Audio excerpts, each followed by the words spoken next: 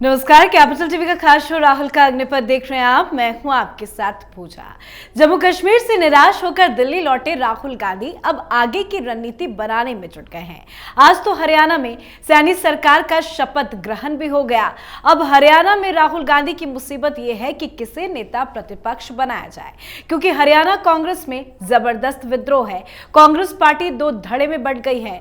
राहुल गांधी के सामने मुसीबत काफी ज्यादा है। तो वहीं राहुल गांधी को अब ये समझ में आ गया है कि दलित समाज उनसे काफी ज्यादा नाराज है। उनका दलित कार्ड पूरी तरह से फेल हो चुका है। हरियाणा में दलित वोटरों ने राहुल गांधी को नकार दिया, तो वहीं हरियाणा की हार से सबक लेते हुए राहुल गांधी ने अब महाराष्ट्र और झारखंड की जनता को लुभाने के लिए एक नई चाल भी चली है। चुनावी मंदिरों का दौरा करने वाले राहुल गांधी ने आज महर्षि वाल्मीकि जयंती के अवसर पर दिल्ली के वाल्मीकि मंदिर में पूजा अर्चना की। तो किन किन मुसीबतों में उलझे हैं राहुल गांधी, बताएंगे आपको। चर्चा के लिए मेरे साथ स्टूडियो में मौजूद हैं कैपिटल टीवी के एग्जीक्यूटिव एडिटर राजीव जी। सर, आपका बहुत बहुत स्वागत है। धन्यवाद। ये जम्मू कश्मीर से लौटे राहुल गांधी इतने मायूस क्यों हो गए हैं? देखिए, मायूसी दो कारणों से है।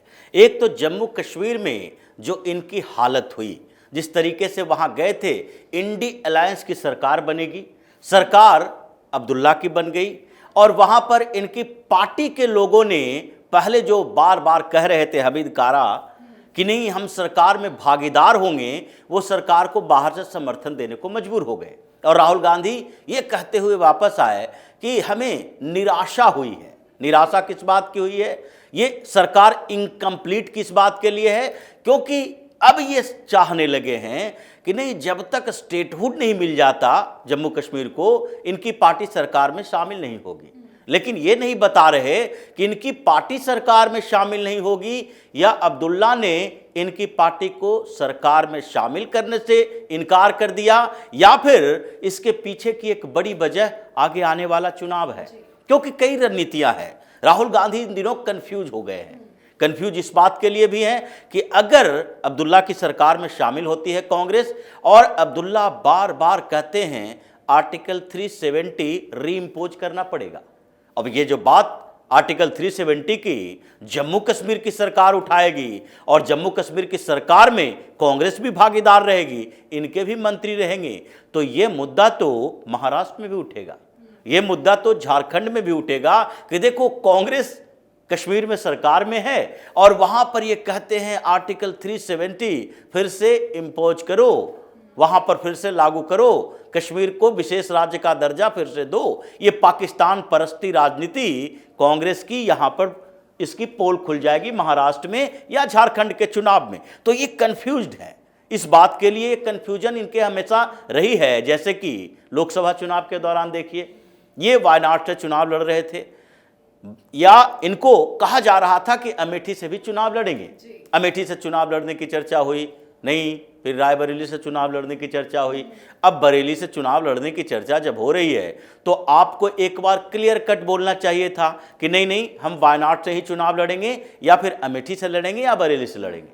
लेकिन इन्होंने कोई कंफ्यूजन को पूरी तरह से क्रिएट होने दिया। जब वायनाड का वोटिंग हो गई, तो उसके बाद इन्होंने अनाउंसमेंट किया कि हाँ, हम चुनाव उत्तर प्रदेश में लड़ेंगे। अब इनके साथ समस्या यह है कि यही स्थिति अब जम्मू कश्मीर की सरकार में शामिल होने के लिए आ गई। अब इन्होंने ये दोहरे तरीके से जम्मू कश्मीर में जाकर यह भी दिखाया कि देखो, हम मुसलमानों की राजनीति छोड़े नहीं हैं। ये मौलाना राहुल बनकर वहां दिखा रहे हैं। जिस तरीके से फारूक अब्दुल्ला, उमर अब्दुल्ला ये टोपी पहन पहन कर गलबहियां मिल रहे हैं इन लोगों के साथ, ये भी दिखाना चाहते हैं कि जम्मू कश्मीर में मुस्लिम सरकार बनी है, मुसलमान एक मुख्यमंत्री बना है, हम उसके साथ खड़े हैं। लेकिन ये भी दिखाना चाहते हैं कि हम उनके एजेंडे से पूरी तरीके से सहमत नहीं है, हिंदुओं को भ्रमित करने के लिए। तो मौलाना बनकर राहुल गांधी ने सोचा अब आगे क्या करना है, एक बार मंदिर तो जाना ही पड़ेगा। महर्षि वाल्मीकि की जयंती हर साल आती है। क्या हर साल राहुल गांधी मंदिर जाते हैं, दलित मंदिर में? हर साल महर्षि वाल्मीकि को श्रद्धांजलि अर्पित करने के लिए जाते हैं। तो ये नया दांव इसलिए खेला क्योंकि अभी अभी वो जम्मू कश्मीर से वापस लौट कर आए हैं, और इस बीच इनके दिमाग में चल रहा है कि ये सामान्य तरीके से हमने दलित ओबीसी की बात जो की है, वो हमारे साथ आ नहीं पा रहे हैं, तो एक बड़ा शगुफा खेलो। लेकिन राहुल गांधी ये नहीं सोच पाते कि जिस महर्षि वाल्मीकि की चर्चा कर रहे हो आप, जिनको पूजा करने के लिए गए हो, क्योंकि उन्होंने रामायण जैसे ग्रंथ लिखे, और रामायण अगर लिखे हैं तो भगवान श्री राम के लिए ही लिखे। तो भगवान श्री राम का विरोध करने वाला ये राहुल गांधी महर्षि जी को कैसे पूजने लगा? महर्षि वाल्मीकि इसीलिए जाने जाते हैं क्योंकि उन्होंने रामायण लिखी है और भगवान राम को उन्होंने लोगों तक, जनमानस तक पहुंचाया, जिसको आगे रामचरितमानस लिखकर गोस्वामी तुलसीदास ने जन जन की भाषा, जन जन की भाषा में लिखकर उनको तक पहुंचाया है। लेकिन ये जो आदि कवि महर्षि वाल्मीकि के उस स्थान पर पहुंचाने में भूमिका तो रामायण की रही, तो उनके आदर्श को आप नकार दोगे। जय श्री राम कहने से आपको परहेज है, जय श्री राम से चिढ़ होती है, और महर्षि वाल्मीकि की पूजा कर रहे हो। इसका मतलब है महर्षि वाल्मीकि मतलब दलितों के आदर्श पुरुष, और ये दलित कार्ड खेलने के लिए वहां पहुंच गए। और उसके बाद मंदिर ही नहीं गए, मंदिर जाके पूजा अर्चना करने के बाद ये वहां के दलित कम्युनिटी को 10 जनपद ले गए। वहां पर दलित मीटिंग चली और उसकी चर्चा करवाने के लिए, अब देखिए 1-2 दिन में वीडियो आएगा, क्योंकि हर बार ये पहले दलित किचन में गए, कहाँ, महाराष्ट्र में जब कोल्हापुर गए थे, तो उसके बाद यहाँ पर 10 जनपद पर दलित कम्युनिटी के लोगों के साथ मीटिंग करके ये क्या क्या बातें हुई है उसको वीडियोग्राफी किया गया होगा। अब उसका एडिट करवाएंगे, एडिटिंग के बाद वो क्या क्या बताना चाहते हैं उस आधार पर कुछ वीडियो कट किए जाएंगे। लेकिन सर, राहुल गांधी ने इतना जो ड्रामा किया, दलित कार्ड खेलने की कोशिश की, हरियाणा में तो दलित, उनका वोट बैंक पूरी तरह से छिटक गया, उनके साथ नहीं आया। अब ये संदेश झारखंड और महाराष्ट्र में देना चाहते हैं, जिस तरह से आज वो मंदिर गए, कोई काम आ पाएगा क्या इनकी ये राजनीति और चालाकी का? देखिए, ये दलित, ये ओबीसी, ये हिंदुओं को बांटने की राजनीति रही है, और 2014 के बाद कम से कम 40% ऐसे हर कम्युनिटी के हिंदू हैं, ये समझने लगे हैं कि ये जो मुस्लिम परस्त राजनीति करने वाली पार्टियां हैं, जो अपने आप को सेकुलर पार्टी कहती है, सेकुलरिज्म का मतलब इन लोगों के लिए यही है कि मुसलमानों का समर्थन करो, हिंदुओं को बांटो। तो इन लोगों ने समझना शुरू कर दिया है कि देखो, जितनी ये पार्टियां हैं, ये समय समय पर अपना इंटरेस्ट कैसे दिखाती हैं। ये अखिलेश यादव की पार्टी हो, राहुल गांधी की हो, या लालू प्रसाद यादव की पार्टी हो, या फिर ममता बनर्जी और अरविंद केजरीवाल की पार्टी हो, ये लोग हिंदुओं को अपने साथ लाने के लिए अपने अपने हिंदू पहचान की बात करेंगे, और मुसलमानों को अपने साथ लाने के लिए उन लोगों के मुद्दों की बात करेंगे। तो इनकी पहचान बड़ी है या मुद्दा बड़ा है? अगर मुद्दा बड़ा है तो मुसलमान इनसे खुश इसलिए रहता है क्योंकि मुसलमानों के हर मुद्दे पर उसका साथ देते हैं, चाहे वक्फ बोर्ड संशोधन बिल हो, या फिर इससे पहले आर्टिकल 370 की बात आई थी, तो इन लोगों ने हंगामा इसलिए किया था क्योंकि कश्मीर में मुसलमानों ने विरोध किया था। क्या जम्मू के क्षेत्र के लोगों ने विरोध किया? क्या लद्दाख के क्षेत्र के बौद्धों ने विरोध किया? उन लोगों ने विरोध नहीं किया था कि आर्टिकल 370 को क्यों हटाया जा रहा है, ये मुसलमानों ने विरोध किया था। तो पूरे पार्लियामेंट में जितने सो कॉल्ड सेकुलर पार्टियां थी वो हंगामा करने के लिए पहुंच गई। उसी तरीके से हर मुस्लिम परस्त मुद्दे जो होते हैं, चाहे सीए हो, एनआरसी का मुद्दा हो, इन सब में ये इकट्ठे हो जाते हैं। तो 40% हिंदू अलग अलग कम्युनिटी के, चाहे ओबीसी से हो, दलित से हो, या सामान्य वर्ग से हो, इन लोगों ने इतना तो पहचान लिया है कि अब ये जो हिंदू जाग रहा है, इन लोगों को फिर से एक चाहिए ऐसा मुद्दा जिससे कि हिंदू बंटने के लिए तैयार रहे, और इसलिए इनको 40% उस कम्युनिटी के लोग बाहर हो गए हैं इनके दायरे से। अब जो बचे हुए लोग हैं उसको कंफ्यूज करने की कोशिश कर रहे हैं। दलितों के साथ आप मीटिंग कर लोगे, 4, 10, 20 लोगों की समस्या सुन लोगे, तो हिंदुस्तान की समस्या जो दलितों की है या फिर ओबीसी की है उसके समाधान करने का उपाय बता दोगे। ये तो डेवलपमेंट से ही होगा, और जो डेवलपमेंट इस सरकार में भी हो रही है। आपकी सरकारें सबसे ज्यादा समय तक रही, आपने उसकी समस्या को और बढ़ाया, इसलिए उस समस्या का समाधान आप नहीं कर पा रहे हो, और तभी आज छटपटाने के बावजूद भी ये वर्ग इनका साथ नहीं दे रही है।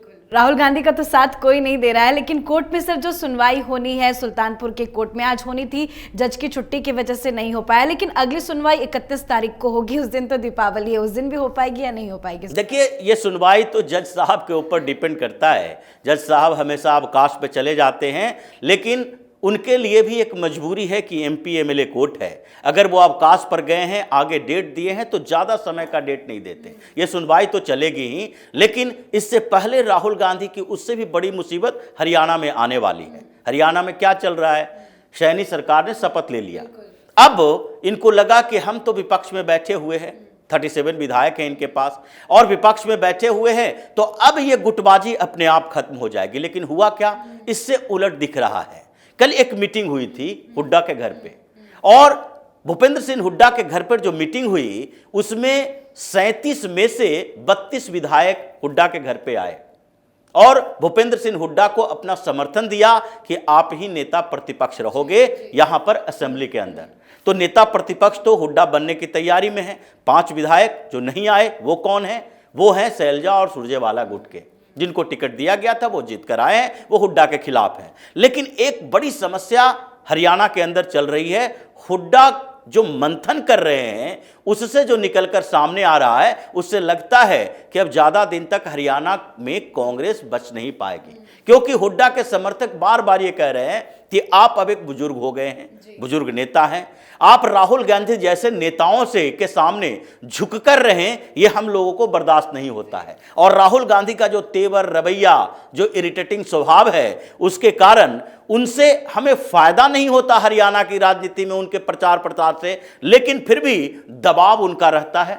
और ये दबाव हमें 2 तरफ से झेलना पड़ रहा है। एक तो दिल्ली से दबाव झेलना पड़ रहा है, और दूसरा कांग्रेस में रहने के कारण ही ये कांग्रेस के दूसरे नेता हैं जो हमारा गर्दन पकड़े रहते हैं, चाहे शैलजा हो, सुरजेवाला हो। तो जब अपने आधार पर, यानी कि हुड्डा के चेहरे पर ही हरियाणा की राजनीति कांग्रेस करेगी, और हुड्डा के कारण ही जो सीटें मिलनी है, अगर 37 सीटों की बात कर रहे हैं तो 32 विधायक उनके साथ हैं, यानी कि 32 उनके समर्थक विधायक हैं। तो हम 32 विधायकों के साथ अपनी पार्टी क्यों न बना लें, ताकि न तो दिल्ली के दबाव रहेगा और न ही यहां के नेताओं का दबाव रहेगा। दूसरी तरह हम कांग्रेस से बिल्कुल अलग भी नहीं होंगे। जैसे शरद पवार ने अपनी पार्टी बनाई, महाराष्ट्र के अंदर कांग्रेस के साथ गठबंधन कर लिया, और उसी तरह से जब जरूरत पड़ेगी कांग्रेस के साथ गठबंधन करेंगे। लेकिन एक स्वतंत्र पार्टी तो हमारी रहेगी, जिसमें आप अगर कुछ और दिन मेहनत करते रहे तो दीपेंद्र हुड्डा के लिए आगे का रास्ता साफ हो जाएगा।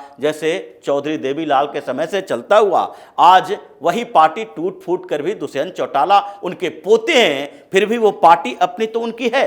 तो ये अभी मंथन चल रहा है हुड्डा गुट के अंदर। हो सकता है विस्फोटक स्थिति आए, अगर ये 37 में से 32 विधायक लेकर हुड्डा बाहर हो गए, अपनी पार्टी बना लिए, तो राहुल गांधी के हाथ में हरियाणा में सिर्फ झुनझुना और कैसी मुसीबत राहुल गांधी के सामने आ गई है। खुद लोकसभा में नेता प्रतिपक्ष है, उनको हटाने की बात की जा रही है, और वो हरियाणा में नेता प्रतिपक्ष के पद को लेकर ही फंस गए हैं। बहुत बहुत धन्यवाद सर समझाने के लिए। तो राहुल गांधी एक साथ कई सारी मुसीबतों में घिर गए हैं। मानहानि मामले में सुल्तानपुर की एमपी एमएलए की विशेष कोर्ट में सुनवाई आज होनी थी, पर जज के अवकाश पर होने के चलते सुनवाई टल गई है। अब 31 अक्टूबर को अगली सुनवाई होगी, पर सुनवाई जब भी हो राहुल गांधी के लिए मामला काफी टेंशन देने वाला है। तो वहीं कांग्रेस पार्टी के अंदर जिस तरह से दरार बढ़ती जा रही है, वो राहुल गांधी को बड़ी मुसीबत में डालने वाला है, क्योंकि हर राज्य में कांग्रेस टूटती नजर आ रही है, और हरियाणा कांग्रेस राहुल गांधी के लिए एक बड़ी मुसीबत बन गया है। इस पर आप अपनी राय कमेंट कर लिखें। देखते रहे कैपिटल टीवी। नमस्कार।